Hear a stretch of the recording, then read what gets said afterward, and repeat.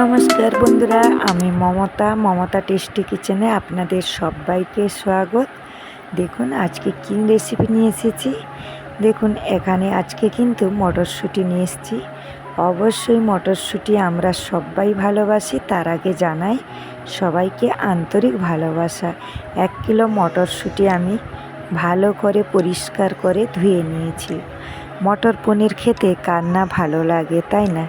তো দেখুন এখানে মশলা কেটে নিয়েছি। কি দিচ্ছি, টমেটো কুচি, পেঁয়াজ, কাঁচা লঙ্কা, তার সাথে আদা, তার সাথে রসুন। তো এগুলো বড় বড় করে কেটে আমি পরিষ্কার করে রেখেছি। এটাকে কিন্তু আমি পিষে নেব। এইভাবে দেব না, পিষে নেব, অবশ্যই ভালো লাগে। তো দেখুন এখানে আমি কি করছি, মটরশুঁটি তেলে কিন্তু ভাজা বসিয়েছি। লবণ দিয়ে সাদা তেল দিয়ে মটরশুঁটি ভেজে নিচ্ছি।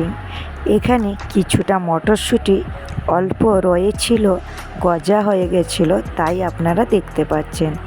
আমি একটা চাপা দিয়ে দিয়েছি, বারবার মটরশুঁটি নাড়াচাড়া করিয়ে নিচ্ছি।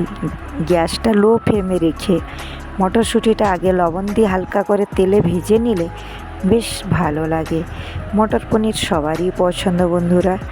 যাই হোক, এখানে দিয়ে দিয়েছি তেল, সর্ষের তেল পরিমাণ মতন। এখানে শুকনো লঙ্কা, সাদে জিরে, তেজপাতা ফোড়ন দিয়ে দিলাম।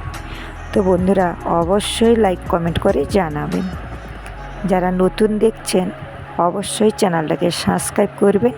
তো এখানে দেখুন আমি পেঁয়াজ, রসুন, আদা, গোটে জিরা সব কিছু দিয়ে পেস্ট করেছিলাম। লবণও অল্প ইউজ করলাম। পরিমাণ মতন আমি মশলা নিয়েছি, আপনারা আপনাদের পরিমাণ মতন নিয়ে নেবেন। তারপরে আমি কিছুক্ষণ পরে মশলা হওয়ার পরে টমেটোটাও দিয়ে দিলাম। তো অবশ্যই আপনারা আপনাদের মতন মশলা ইউজ করবেন। দেখুন ভালো করে নাড়াচাড়া করে নিচ্ছি। যেহেতু 1 কিলো চেয়ে অল্প বেশি হবে, 250 হবে, 1 কিলো 250 মতন মটরশুঁটি পনির দিয়ে করব। আমি সেই হিসাবে পরিমাণ হিসাবে মশলা ইউজ করেছি। যারা নতুন দেখছেন অবশ্যই চ্যানেলটাকে সাবস্ক্রাইব করে পাশে থাকা বেলটাকে অন করে রাখবেন। এখানে নিয়ে নিচ্ছি শুকনো পাউডার আর হলুদ। তো লঙ্কা পাউডার আমি নিয়েছি অল্প, কারণ আমি কাঁচা লঙ্কা ইউজ করেছি, তার জন্য লঙ্কা পাউডার অল্প নিয়েছি। তো একটু মশলা জল করে আমি এখন দিয়ে দেব। এখানে দিয়ে দিচ্ছি পনিরের মশলা।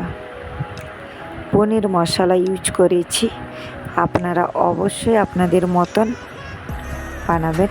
দেখুন ভালো করে আমি করে তারপরে এই যে এখানে দিয়ে দিচ্ছি পনিরটা কেটে রেখেছি। তো তারপরে দেখুন তরকারি পুরো রেডি।